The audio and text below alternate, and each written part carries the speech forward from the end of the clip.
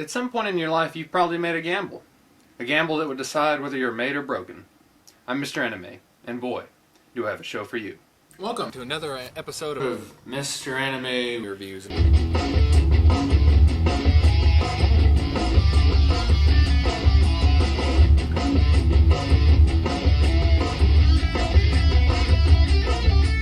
Today I'm reviewing an anime called Kaiji, or Great Survivor Kaiji. There's quite a few names for it. It was directed by Yuzo Sako, which also did storyboards for Death Note and Gungrave. This is Itao Kaiji. He lives a miserable life, works a bad job, and entertains himself by slashing people's tires. Typical prankster, but one day a man comes to him, a debt collector. A debt collector that's coming for a debt that Kaiji has had for quite a while, and it's too much for him to pay off with a regular job. The man offers Kaiji hope. He tells him that there is a ship of hope called the Espor that has an ultimate gambling competition. If Kaiji wins, his debts will be clear, but if he loses... The game on the ship of hope, the Espor, is simple. Though the ship of hope is no ship of hope at all, they should call it the ship of despair, seeing how many losers there are. But the game is unlimited rock, paper, scissors.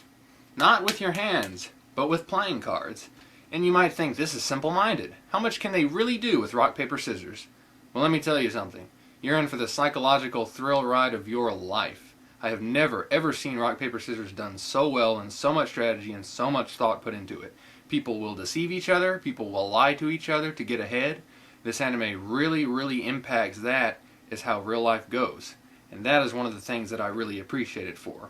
But the unlimited game of paper, rock, and scissors is only the first challenge that Kaiji must face. And I'm not even going to guarantee that he'll win. Because this is one of those animes where the main character might not always win. And that is what keeps it unpredictable, and that is what keeps it good. Now the story is 3 or 4 arcs. I can't quite decide which it is, since the 3rd and 4th arc seem to kind of run into each other, which makes me kind of want to count it all as one arc. But at the same time, 26 episodes long. I watched it all in one sitting, and wow, I don't think I have done that for a very long time. That's how much the show captivated me. Another odd thing about the show is there are no female characters. There's one. You see one for one episode. It's not a homo anime, but for some reason there's just no female presence, just because of the situations of the gambling, I suppose, and the contests. Very, very interesting, but yet it works. Also, the animation in Kaiji will not disappoint you. Kind of reminds me of a weird Sly Cooper cel-shaded type of animation. I don't know if that's exactly what it is, but you can see the noses of the characters are quite large. But give Kaiji a chance, because I think it will be very, very rewarding. Now the score in Kaiji also won't disappoint you. It's got great suspense accents, which is the da-da-da-da, you know suspense. You know what, suspense? Suspense accents? You know what I'm talking about? You might not, but it's got a lot of those. It's got great music. The voice acting won't disappoint you. There is no English dub from what I could find, but you know, why need it? The Japanese just perfected the dub.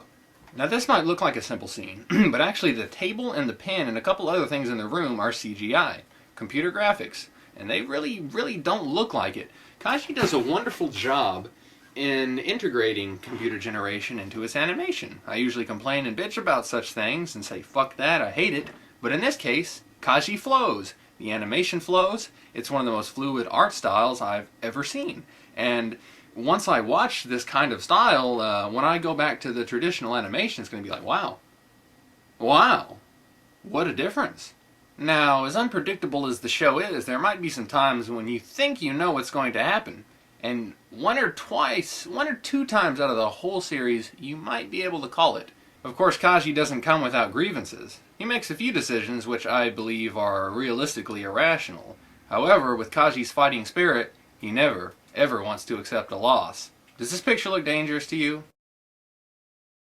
Sure as fuck looks dangerous to me. The thing that I really like the most about Kaiji is the human values it teaches, and how it feels like whenever Kaiji gambles and puts his life on the line, you're there right beside him doing the exact same thing.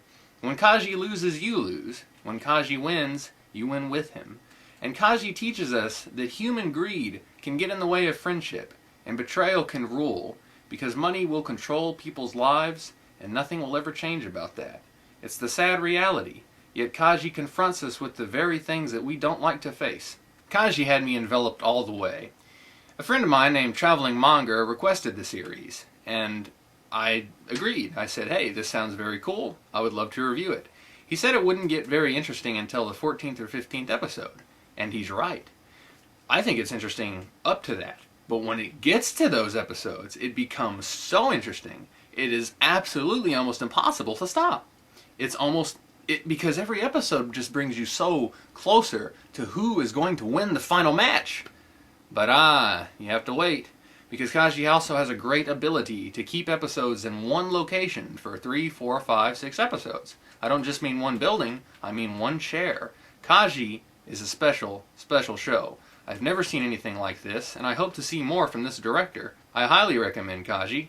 I will give Kaiji a 9.5 out of 10, which is one of my highest reviews. Thank you, Traveling Manga. It was truly a pleasure to watch. Kaiji.